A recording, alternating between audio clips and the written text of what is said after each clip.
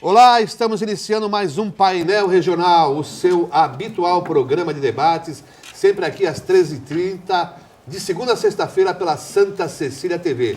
Você pode ver o programa também pelo Santa Portal, o portal digital do Santa Cecília TV, e rever em reprise às 20 horas.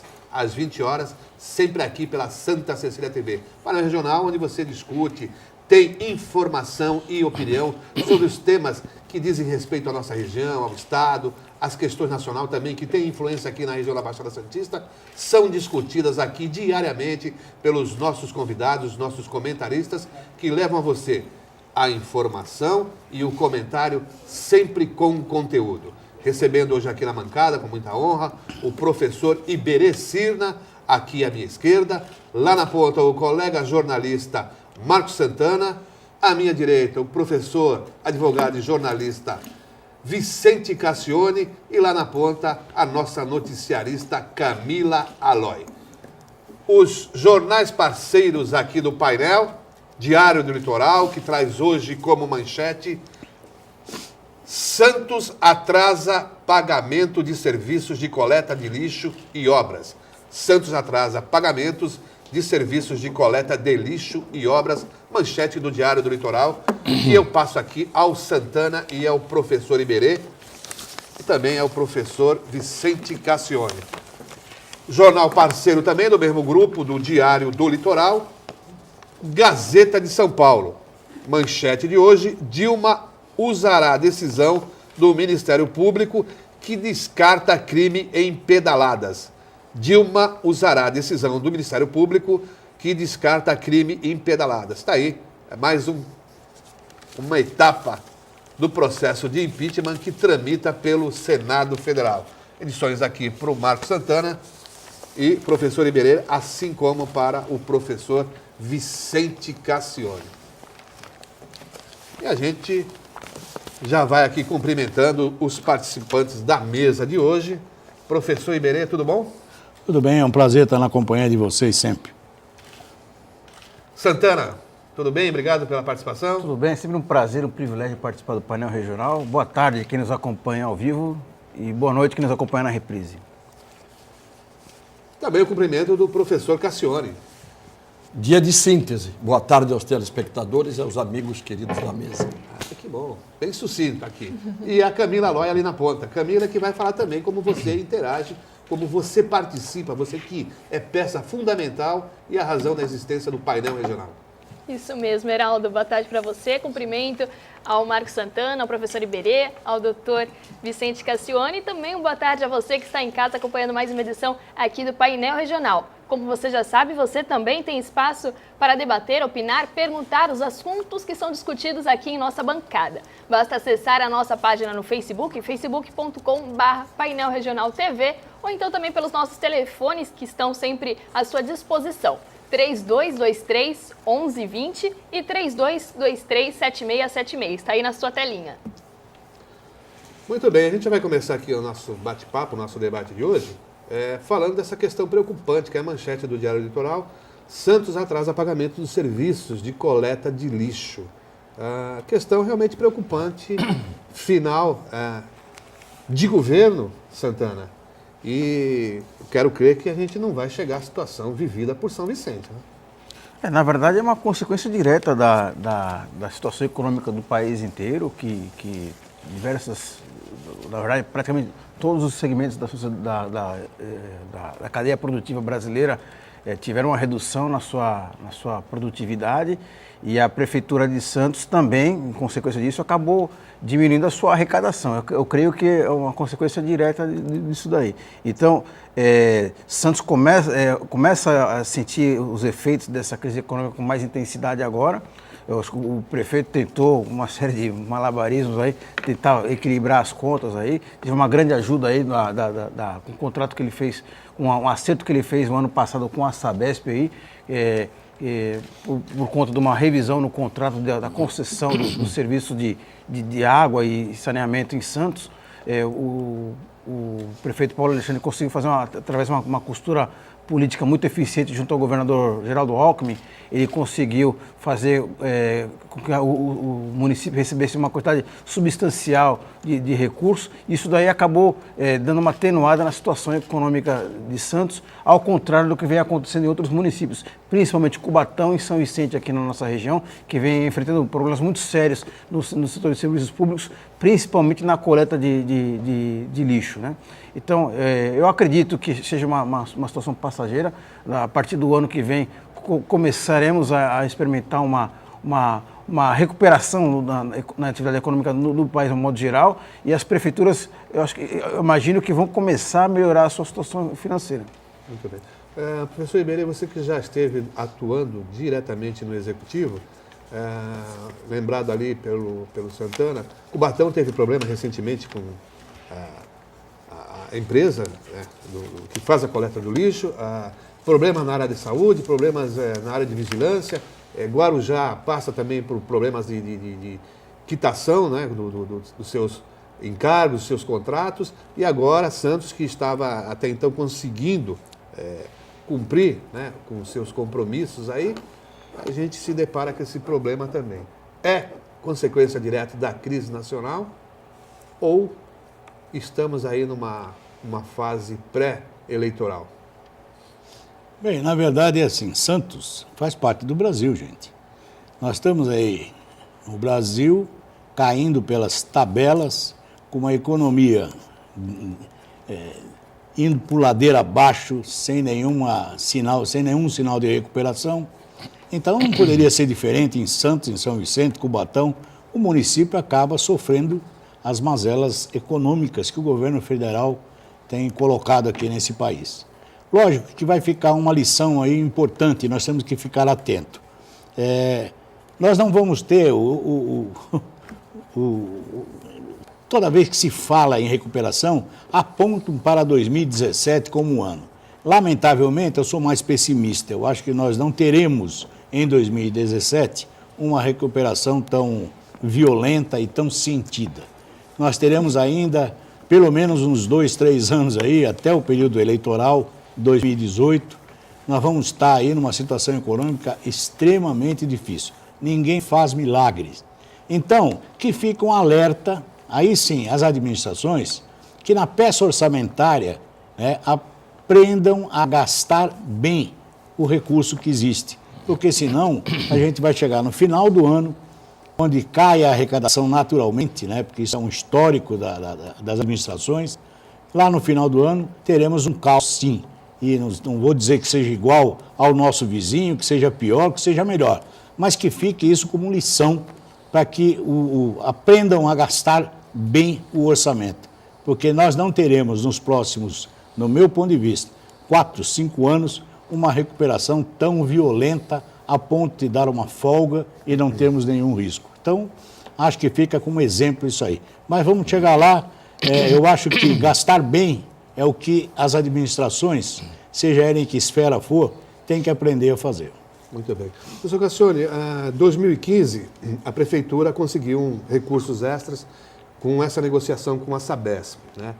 Embora tenha sido parcelado, no exercício de 2015 entrou uma parte desses recursos. Neste ano, neste exercício de 2016, já houve um pedido, vamos dizer assim, do prefeito ao presidente da Câmara para que, se não se usasse todo o destinado ao orçamento, que havia ali o plano de instalar a TV legislativa e também a construção de um anexo para o arquivo. Então, sobrando dinheiro desses recursos, retorna para o legislativo. Essa é uma forma de dar uma aliviada. Retorna para o executivo. Retorna, não se utilizando todo o orçamento do legislativo, retorna para o executivo. O ano passado foi 30 milhões, esse ano me parece que é um pouco mais. Bem, primeiro, essa história de dizer que a crise econômica está afetando os municípios, isso é meia verdade. Porque os municípios têm a sua arrecadação de fontes que são quase que imutáveis. No momento em que o município deixa de arrecadar, se não for por inadimplência geral, ele não teria que deixar de arrecadar. Porque o município não é um estabelecimento comercial em que o consumidor paga ou não paga, compra ou não compra. O município tem fontes de arrecadação que, salvo por inadimplência, estão em permanente atuação. Cassione, me permite uma parte? No caso de Santos específico, o orçamento de Santos, a maior parte do orçamento da arrecadação é composto por ISS, que é um tributo ligado diretamente à atividade econômica. É uma parte menor. No passado, não, isso eu já sei, foi... Marcos, o problema não é esse. Em relação ao IPTU. Sim, agora, a parte do ISS. Se você Se a paga o atividade IPTU, econômica diminui, a arrecadação também diminui. a atividade econômica diminui, não. Se o sujeito ele exerce uma atividade de prestação de serviços, ele paga INSS. Se o meu escritório tem queda de clientela ou de arrecadação, mas eu tenho que pagar o meu imposto de ISS. Os prestadores de serviço, a menos que fechem as portas, eles têm que pagar o imposto, independentemente de estarem faturando mais ou menos. Porque ninguém vai pagar mais ISS se estiver ganhando mais e for uma época das vacas gordas. Paga por nota. Por nota? Então, o problema... Se ele fez um serviço de 10 mil, ele paga uma alíquota. Se ele fez 100 mil, ele vai pagar sobre 100 mil. Não há dúvida nenhuma de que o problema não está aí. Tanto não está aí que eu vou me louvar na explicação dada pela própria prefeitura. Primeiro, verbas do Estado que não estão sendo repassadas.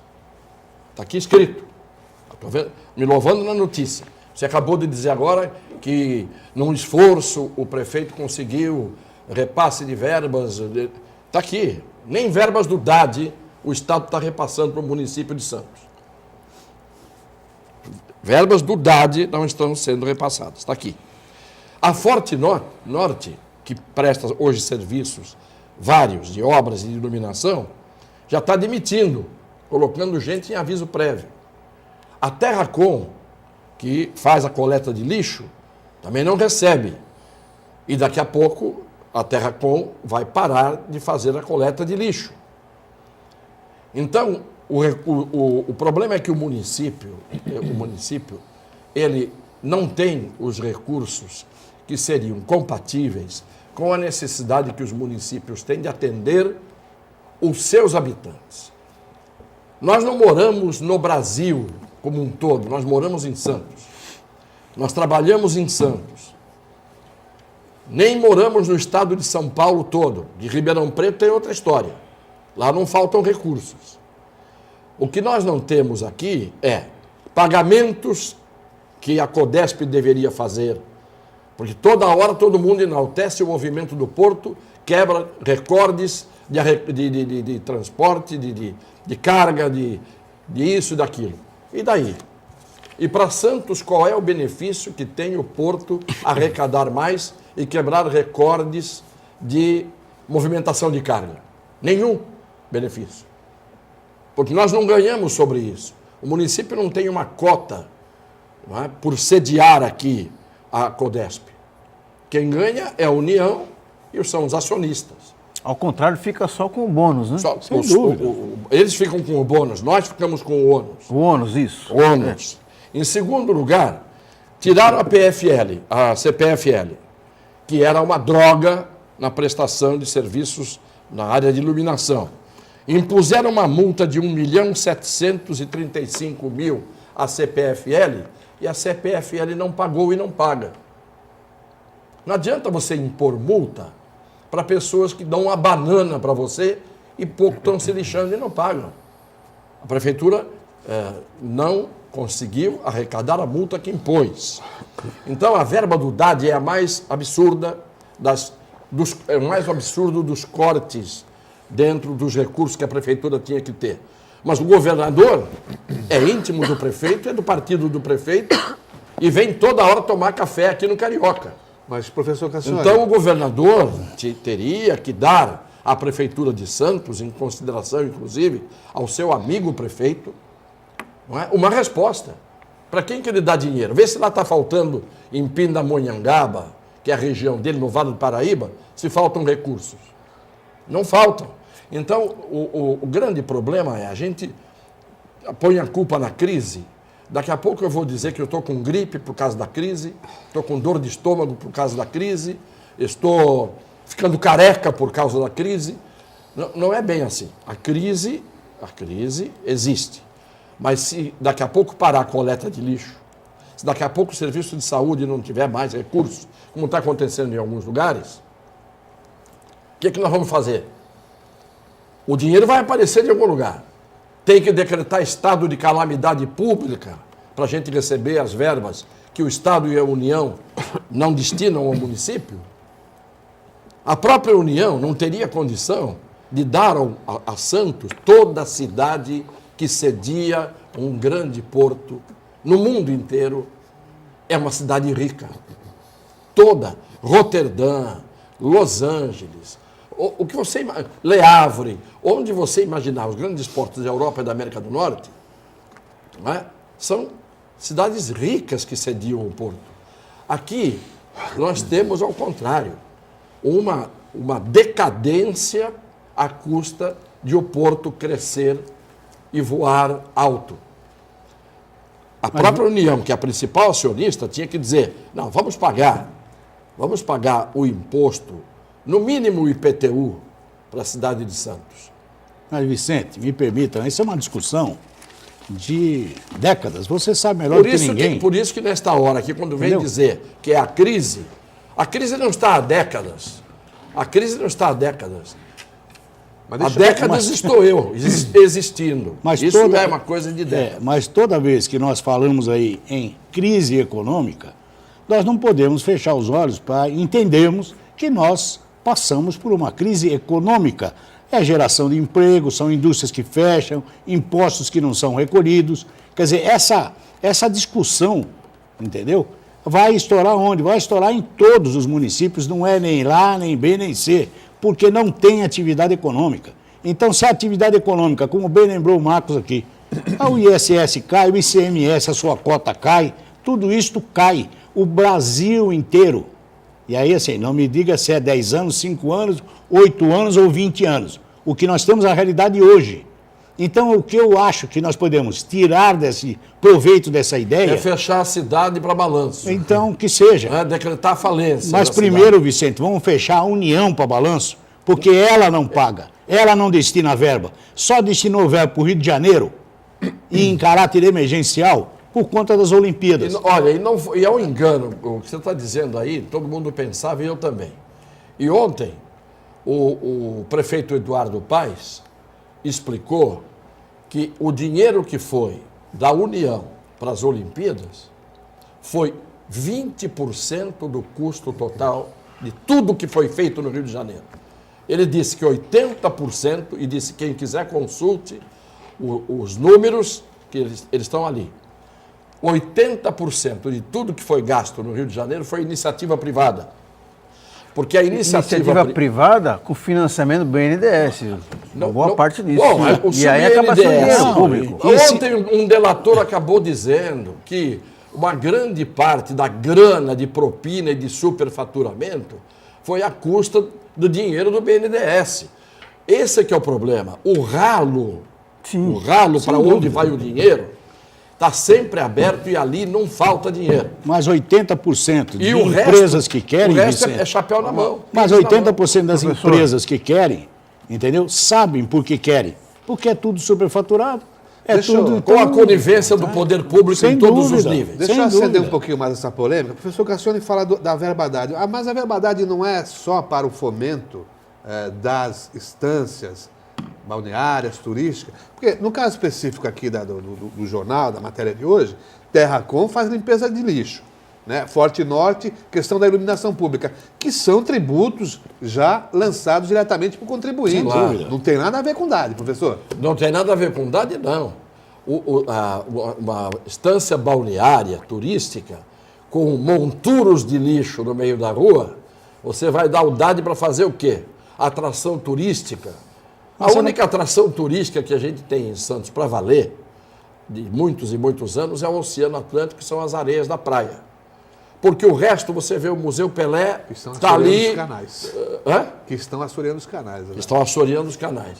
O Museu Pelé está ali, quebra ou não quebra? Não é? O que você tem de atração turística em Santos, tirando essas coisas? Se a iniciativa privada tivesse tido oportunidade, sem encontrar a turma do não que existe nessa cidade, sempre a gente sabe que tem a turma do não. Se a iniciativa privada tivesse a oportunidade de investir, não, mas os caras vão ganhar dinheiro. Sim, eles vão ganhar dinheiro e todos nós vamos ganhar dinheiro. O grande problema é que nós sempre temos aquela mania de dizer, estamos em crise, então morramos todos, de mãos dadas. Não se faz, não tem representação, essa cidade não tem força. E eu posso dizer isso com autoridade moral, meus caríssimos amigos.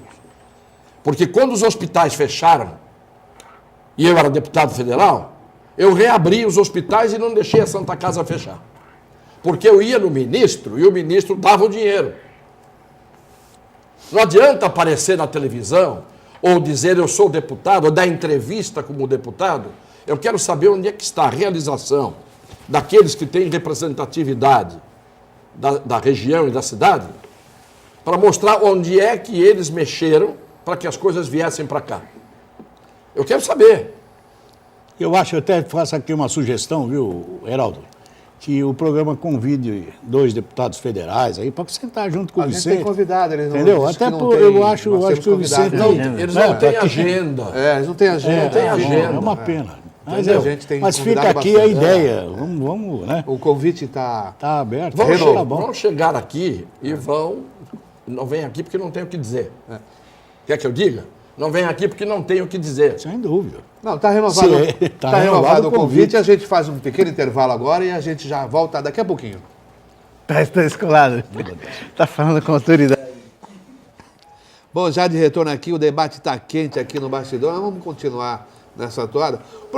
O professor Cassione sempre vem repetindo que o Brasil acabou, o Brasil acabou. Será que está começando por Santos, professor? Ontem lá no Zé Menino, abriu uma cratera no solo e engoliu lá 5 pessoas. Não, mas aí a gente até entende. O que é justo é justo. O mar entrou por baixo ali nessas ressacas e solapou o piso e acabou acontecendo. Isso acontece em qualquer lugar do mundo, principalmente numa cidade que tem um lençol freático a 1 metro de profundidade. Você tem lençol freático em Santos, quer dizer, água e areia a 1 metro de profundidade. Por isso que as árvores caem com facilidade aqui. Foram árvores plantadas com raízes verticais que chegavam na areia e não tinham para onde ir. Né? Então, isto pode acontecer. É evidente que pode. A força da natureza, etc. O que não pode acontecer são as coisas que são evitáveis pelo homem. Quando você tem um cargo de governador, de presidente, de prefeito, você tem que ter à sua volta gente da melhor qualidade, acima de qualquer suspeita e da melhor qualidade. Você tem que ter talentos, cada um na sua área.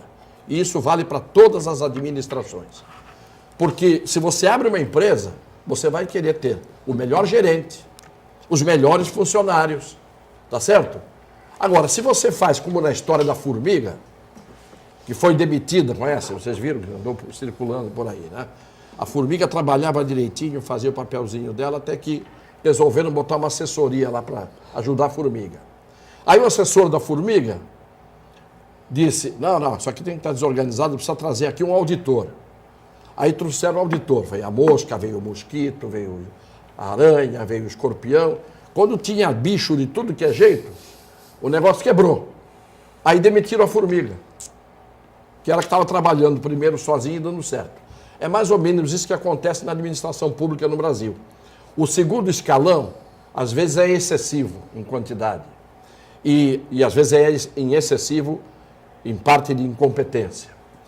E depois tem muita gente que poderia estar sendo aproveitada de maneira útil e honesta, e às vezes não é aproveitada de maneira útil e honesta. Então, tudo isso colabora para que no momento de crise, a crise seja maior. Se todo mundo pega vírus, uma virose numa cidade, O que estiver mais bem nutrido, mais bem alimentado, mais bem preparado, que morar melhor, que tiver mais higiene, esse provavelmente vai ter mais resistência ao vírus. Cura a doença em 3 dias. O que estiver debilitado vai curar a doença em 1 mês, se curar. É esta a situação. Nós temos que tratar a administração pública, e isso parte do povo, que muitas vezes escolhe pela simpatia, pela beleza, pela aparência de bom caráter, os governantes, não é? Ou pela paixão partidária, pelo fanatismo, não é? Ou por uma ideologia que já não tem mais sentido. Você tem que pensar se a ideologia põe comida no teu prato.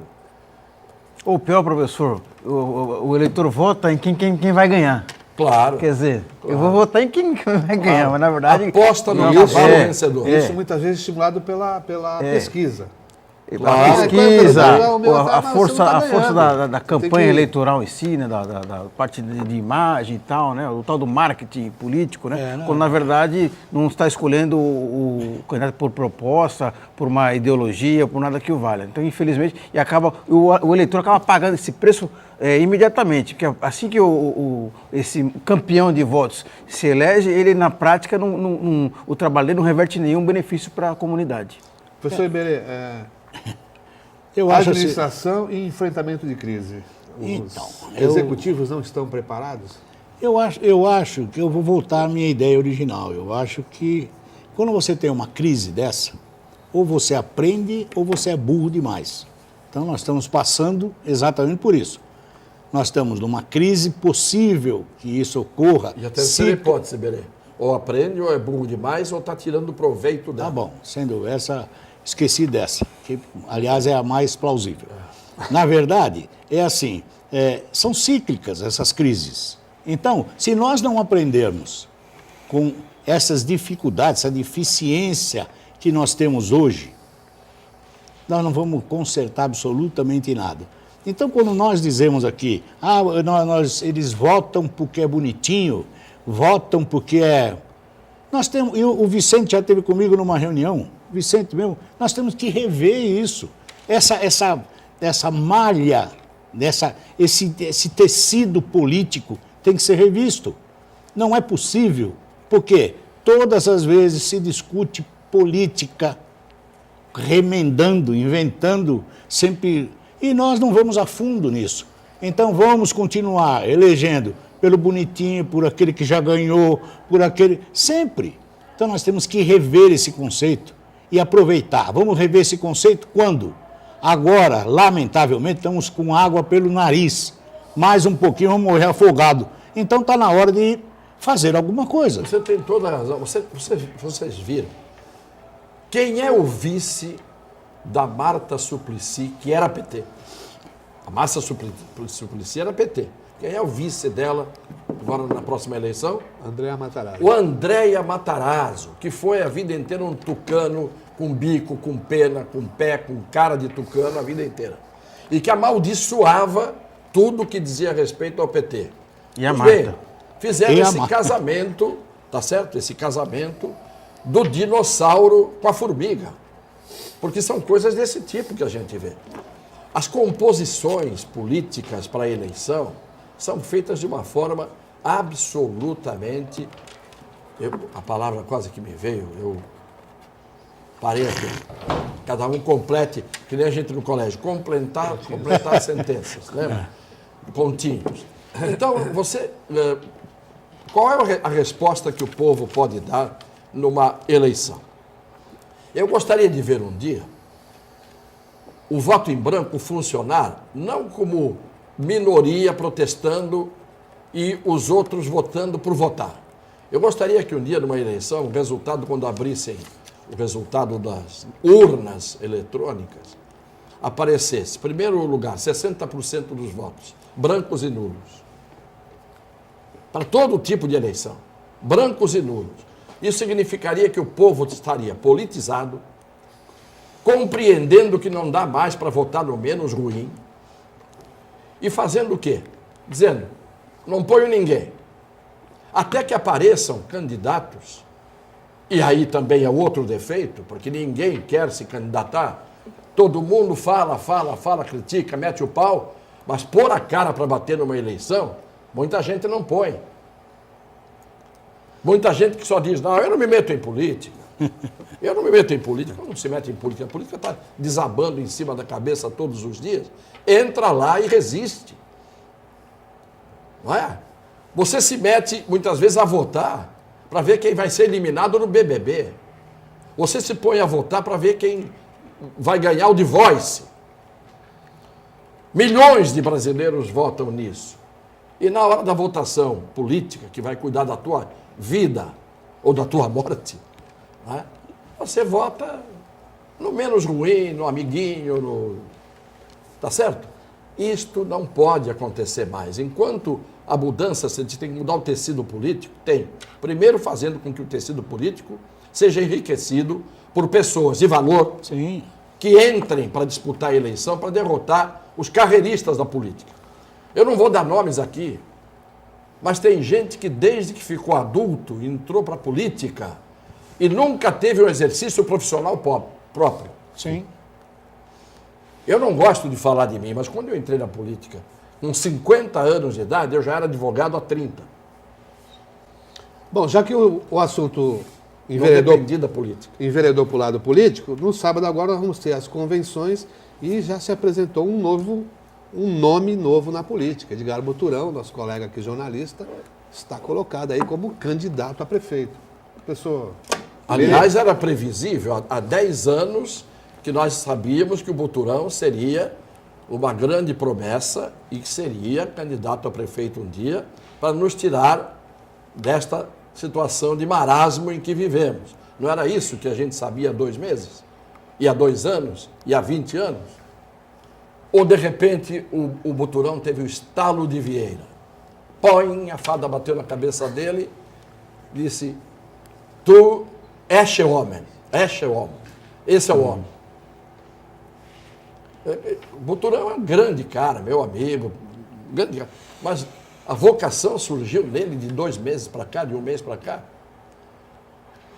Do painel regional, do último que ele apresentou para cá, foi a vocação. A gente sabe que a política faz as vocações aparecerem e desaparecerem de acordo com os interesses daqueles que, no fundo, manejam os cordéis. Eu sinto pela decisão do Boturão. Sinceramente, eu sinto. Porque, competente como ele é, jornalista de primeira linha, tá? E volto a dizer, sou amigo. Eu não digo que sou amigo de quem eu não sou. Eu gosto dele como pessoa, sou amigo dele. Mas a ressaca pegou o Boturão. Beleza, novo Não, nome na política, eu acho assim, desafio, enfim. Edgar, eu fico muito feliz até porque o Edgar foi meu aluno. E o Vicente sabe melhor que ninguém, que a gente que já é professor há tantos anos, né? Com que alegria a gente vê o crescimento das pessoas, né? E almejando aí uma prefeitura. É um belíssimo rapaz, é um belíssimo amigo que eu tenho, porque encho a boca para falar que é meu amigo. Agora, é um grande desafio, entendeu? É um grande desafio. Não é desafio pequeno, não. Mas, de qualquer jeito, está aí colocado, é um direito legítimo pleitear e querer ser prefeito da nossa Na cidade. próxima eleição, provavelmente, vai o Heraldo. Porque já temos Perfeito. o Paulo Schiff, âncora, já temos o Boturão, âncora. Os âncoras estão se digladiando. Eu quero só trocar. sairia a candidato se o professor Cassione sair na chapa na Então, cabeça. mas eu só gostaria de trocar essa palavra âncora. Você pode contar que eu não saio nem na cabeça, nem nos pés Então. de chapa nenhuma. Então, eu só queria trocar a palavra, viu, Cassione? Âncora. Porque a âncora fica fundeada lá, segurando para não andar. Vamos arrumar um outro nome? Não, mas imagine se você não tivesse a âncora, o navio ficava à deriva. A âncora é fundamental. Tem que pôr a âncora, sim. Quantas vezes eu precisei ancorar para não sossobrar numa tempestade? É que nós precisamos mudar o navio um pouquinho de lugar, entendeu? Não é a âncora, Então, vamos que tem que ser levantar a mudada, é o âncora. navio. Santana, Mudar é o navio, não é a âncora. é mais fácil, O Edgar Boturão pelo é um- menos na relação imprensa, com um candidato que também é originário da imprensa?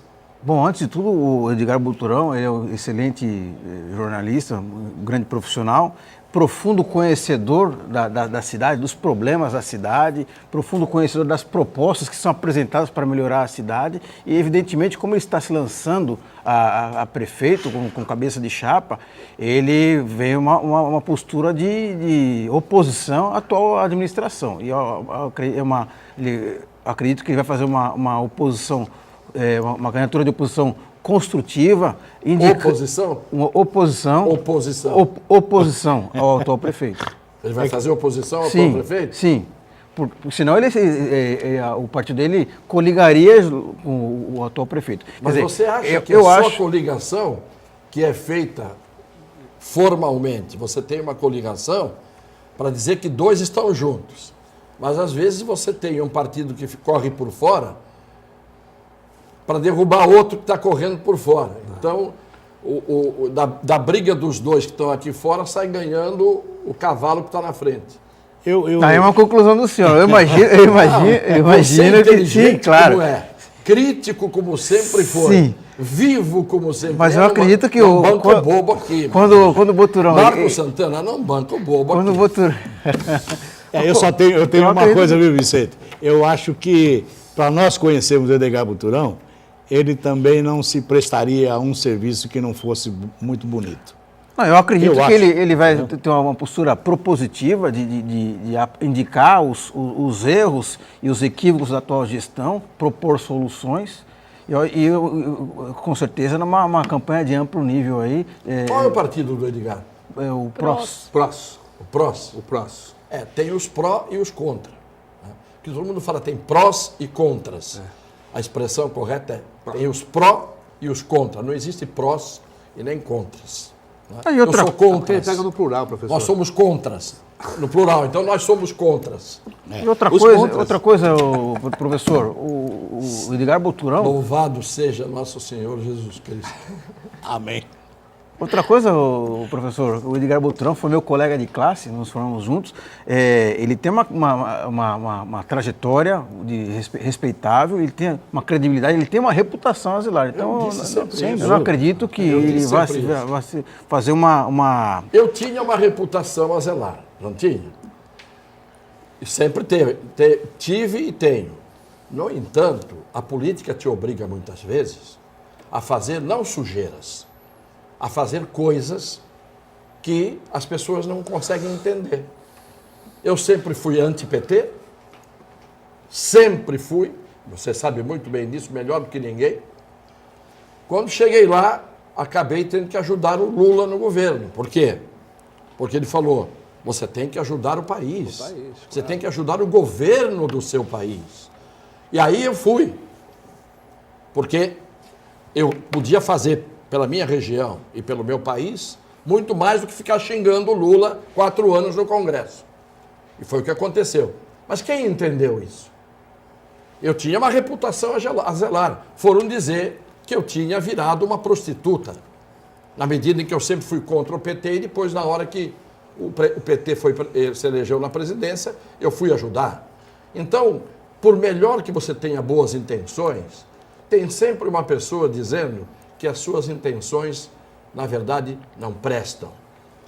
E eu disse aqui o contrário. O Buturão tem todas as qualidades, mas entrou na política, muitas vezes tem que fazer o jogo da política. É isso que eu estou dizendo, que não necessariamente é um jogo sujo, nem é um jogo de desonestidade. A política te obriga a fazer jogo, muitas vezes. Senão você é inútil, porque o sistema te obriga. Por isso tem que mudar a política e tem que mudar os eleitores para melhor. Porque senão você fica a vida inteira sendo levado pela maré, pela corrente, pelos ventos. Cassione, outra coisa que eu acho que é importante destacar é que, Santana, só rapidamente, o eleitor ele tem que ficar muito atento para identificar qual o candidato que ele realmente tem uma proposta, projetos para a cidade, do que aquele que é um mero oportunista que ele quer tentar valorizar o seu passe dele para negociar um carguinho, uma secretariazinha ali, ou coisa que o vale. Então, o eleitor tem que ficar atento a esses sinais que certamente na campanha vão aparecer. Muito bem, a gente faz mais um intervalo e retornamos daqui a pouquinho. Muito bem, já de retorno aqui. Camila, você está com problemas aí na internet, mas... Perdi algumas participações de alguns telespectadores, mas eu consegui salvar algumas, né? Vamos a elas, então. E o Custódio Fernandes perguntou ao professor Iberê, dizendo assim: meu amigo, para se mudar o sistema político atual, teríamos que mudar tudo. A começar para o governo estadual e federal. Como pode uma prefeitura ter um vereador que custa R$400 mil? É preciso mudar tudo. Essa sua opinião que você deu durante o programa e a dele também nunca irá acontecer, né? E ele mandou um abraço e disse que o senhor é o eterno professor dele. Opa, eu que agradeço. Na verdade, eu venho batendo nessa tecla, e aí eu concordo com ele, nós temos que rever esse sistema. Esse sistema já está apodrecido, ele já não tem muito sentido, ele não faz nenhuma, não apresenta nenhuma participação popular nesse tipo de coisa. Tudo aquilo que se tentou na política, falamos em verticalização, o Vicente vai lembrar disso, que ele estava lá. Ah, vamos verticalizar. Falamos em cláusula de barreira, não, é 5, não, deixa 2, agora não tem. Tudo se ajeita, então está na hora de dar um basta. E ver assim, quais são as suas funções, o que é que nós queremos para este Brasil politicamente. Então, enquanto a gente não conseguir sentar e discutir uma saída para a política nacional, nós vamos ficar nesse remendo, nós vamos ficar com essas loucuras feitas aí em câmaras municipais, em assembleias. Então a gente tem que entender que tem que mudar sim. Professor, eu só queria complementar. Eu queria dizer para o Iberê, uma expressão que todo mundo usa, nós temos que sentar para resolver o problema. Eu acho que os problemas, se a gente for resolver sentando, não resolve nunca. Tem que botar uma corda no pescoço, no cadafalso, e dizer para o sujeito o seguinte: olha, você tem 3 minutos para dar uma sugestão séria aqui, que vai abrir o alçapão e você vai ser enforcado. Se você em 3 minutos não resolver o problema, vai abrir o negócio. Senão você pode tirar a corda do pescoço e sair. Não tem jeito. Quando a gente diz precisamos resolver, temos que rever, eu concordo, eu falo isso também, nós precisamos. Só que o precisamos, mas quem é que executa o precisamos? Quem é que vai na hora dizer? Ontem, o Eduardo Paes, no programa do Jô, disse que implementou a linha azul no Rio de Janeiro, que foi um projeto do Carlos Lacerda, na década de 60, que ele não conseguiu, o Lacerda, terminar. Porque o Lacerda fez os túneis todos, fez o aterro todo no Rio de Janeiro, aquela maravilha que ele fez em 4 anos de gestão. 4 anos só de gestão, veja o que era competência. E diziam, o Lacerda vai ser o maior prefeito, o negócio dele é gogó, é oratória. Foi o maior prefeito da história do Rio de Janeiro. Então, e ainda estão pegando projetos dele agora para executar. Então, não tem a menor dúvida, falta no Brasil quem execute. Planejamento todo mundo tem na cabeça. Capacidade de execução, não. Agora, Santana, olha, a gente se cansa dessa bancada aqui, não só nós aqui, mas todos os convidados insistem na tecla de que criticando os políticos e os sistemas políticos. Mas eu acho que a gente tem que fazer um alerta também com relação à classe empresarial do Brasil, que são corresponsáveis porque se beneficiam do atual sistema político, né? Através da corrupção. Por exemplo, as grandes empreiteiras do Brasil, né? Odebrecht, OAS, Camargo Correia, Queiroz Galvão, são do tamanho que são porque se beneficiaram de esquemas de corrupção ao longo de anos, né? A Odebrecht começou construindo o Teatro Castro Alves, na Bahia, e hoje tem obras no Brasil inteiro, está ligada a esquemas de corrupção a nível municipal, federal, estadual, no Brasil inteiro, né? Então, quer dizer, o empresário brasileiro, ele se beneficia do esquema de corrupção e também se beneficia, ele privatiza o lucro e quer socializar o prejuízo, né? Ele quer isenções, incentivos fiscais, desonerações, financiamentos de bancos públicos. Por esta razão. É que então, a gente tem que rever esse processo. Mas o empresário, ele aponta o dedo e critica a classe política. Mas ele é corresponsável por esse sistema. Santana fala com conhecimento de causa. Esse problema de empreiteira, Santana conhece muito. Aliás, Temos é muito uma- parecido Camila. com o Odebrecht. Temos uma pergunta para você, Santana, é do Valdomiro Trento, e ele diz: vamos ter eleições do executivo e legislativo no país. Em Santos há um candidato que já tem 22 partidos políticos e outros, sem dúvida, vão se agregar. Temos 21 vereadores na Câmara. E isto é um sinal de que a democracia está sendo aperfeiçoada ou simplesmente é o toma lá da cá? Na verdade, o sistema político brasileiro é uma piada, porque a partir do momento que você precisa de 38, em tese, 38 legendas, né, siglas, para tentar identificar as diferenças ideológicas, na prática esse sistema não funciona, né? E isso daí é uma consequência direta da decisão do Supremo, que acabou com a cláusula de barreira e acabamos tendo as consequências disso a nível até municipal, né? Quer dizer, é uma verdadeira sopa de letrinhas que acabam os partidos tendo caciques e não defendendo ideologias. Camila. A Maria José diz ao Dr. Cassione que, mais uma vez, ela está apreciando, né, apreciou a sua colocação sobre a Baixada Santista e pergunta se você não acha que Santos foi esquecida e o Estado olha mais para o interior do que para o litoral. Maria José tem toda a razão. Você pega um automóvel e viaja pelo interior do estado de São Paulo, até nas pequenas cidades você vê que existe uma aparência de que as coisas lá estão indo bem. Eu já não vou falar da região de São José do Rio Preto, de Ribeirão Preto, de Marília, de Tupã, de Franca, de Bauru. São regiões que nunca a crise chega nelas. Não vou falar dessas regiões, mesmo até de Campinas. O que acontece é que Santos sempre foi esquecida. Por que foi esquecida? Porque foi a cidade mais pujante que existia, talvez, no Brasil, que não era capital de estado. Tá certo? Foi a cidade mais pujante. Imaginar que há mais de 100 anos, esse porto que está aí foi feito por uma família,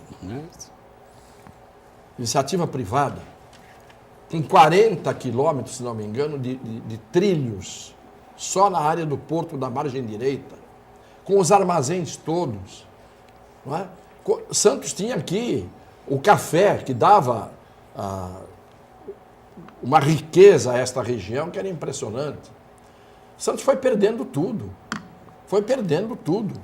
E hoje, se você for ver, nós somos uma cidade que tem um comércio no centro falido, você tem restaurantes e pizzarias abertas aqui, ali, acolá, em alguns bares, e os shoppings. Que atividade você tem turística em Santos? Que atividade você tem econômica de peso em Santos? Quando ameaçaram de fazer aqui o negócio do pré-sal, construíram lá aquelas torres na entrada da cidade. Hoje tem lá um hotel que deve estar sendo habitado por baratas e camundongos. Porque quem é que vai se hospedar no hotel daquele, na zona da Cracolândia, quando parou tudo? A Petrobras estava construindo, os hotéis iam começar a construir, nós íamos ter o pré-sal. A cidade parece que tem praga em cima, porque até isso acabou. Que foi a esperança, a expectativa do pré-sal. Contamos com o ovo dentro da galinha. Mas é consequência direta também da falta de representação política, ou não? Então, aí eu estava vendo essas regiões que o Vicente abordou, e ele sabe melhor do que ninguém que o número de deputados, o número de representatividade dessa E a região, qualidade. entendeu? Ela é deles. infinitamente maior do que a nossa. Nós temos o hábito de continuar votando em quem não é da região. O que nós temos hoje a nível de representatividade? 2 deputados federais? 3 deputados federais? Se você for pegar para a região de Bauru, eles têm 10. Se for aqui para a região de Campinas, deputados estaduais, eles têm 14. Nós aqui temos 2. Quer dizer, isto é que Santos acabou, esta região, não vamos dizer só Santos, acabou andando para trás, perdendo representatividade. E você, melhor do que ninguém, Vicente, você é um dos que deixou de ser representante dessa região. Não por vontade minha. Sem dúvida, mas por quê? Eu sempre disse que eu sou um especialista em perder eleição. Disputei Então, 7, perdi 5. Tá bom. Eu estou dando cursos de como perder Tá eleição. certo. Mas de qualquer jeito. As lideranças locais têm uma responsabilidade Sem nisso aí dúvida, também, sem que vão dúvida. pedir voto por candidato de fora, e Sem não dúvida. por... Vereador de nós cabo estamos- eleitoral de candidato de fora. Então, enquanto nós não acordarmos para isso, não vai adiantar. Vamos continuar com o chapéu na mão pedindo no Estado, na União, porque não temos expressão. Temos assim, eu às vezes fico aqui com os olhos marejados quando eu vejo o Vicente falar, porque são coisas de antigamente, né, Vicente? Como era bonito, como era pujante essa ideia da cidade de Santos, que importância ela tinha no contexto nacional. E hoje nós vivemos de lembranças. Sim. Lembranças, não temos mais absolutamente nada. Então, resgatar isso é resgatar o compromisso com os políticos, ter uma capacidade de eleger representantes à altura desta região, para que possam, sim, fazer valer a voz desta região em qualquer canto do Brasil. Camila, para encerrar. Só para a gente encerrar, temos a participação aqui do Dione, da Dione de São Vicente, e ela diz que ficou sabendo pela internet que as prefeituras aqui das cidades da região pagaram para poder receber a tocha olímpica, né, para ter a passagem da tocha. E aí ela diz que em São Vicente falta coleta, hospital em greve, não deveria ser diferente? A cidade precisava mesmo ter a passagem da tocha olímpica? É a pergunta dela. Não foi ao contrário, professor Iberê? Não, foi... o que a gente sabe é que, na verdade, os patrocinadores é que bancaram isso tudo. Tanto é que alguns atletas olímpicos não foram incluídos nesse processo porque não quiseram, né? Não quiseram ir para a cidade que eles mandaram. Então, um monte de gente passou aí com a tocha na mão porque foi interesse dos patrocinadores. O Comitê Olímpico não pôs o bedelho nisso aí de jeito nenhum. Então, as prefeituras simplesmente deixaram lá, foi uma festa, né? Em 5 mil municípios passando a tocha, entendeu? Mas eu não acredito que as prefeituras tenham gasto absolutamente nada, porque é um merchandising muito grande dos patrocinadores da Copa do Mundo.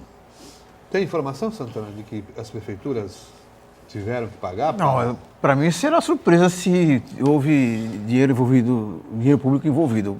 O que eu sei é que as prefeituras elas mobilizaram a sua estrutura de trânsito, de saúde, para dar a retaguarda ao evento.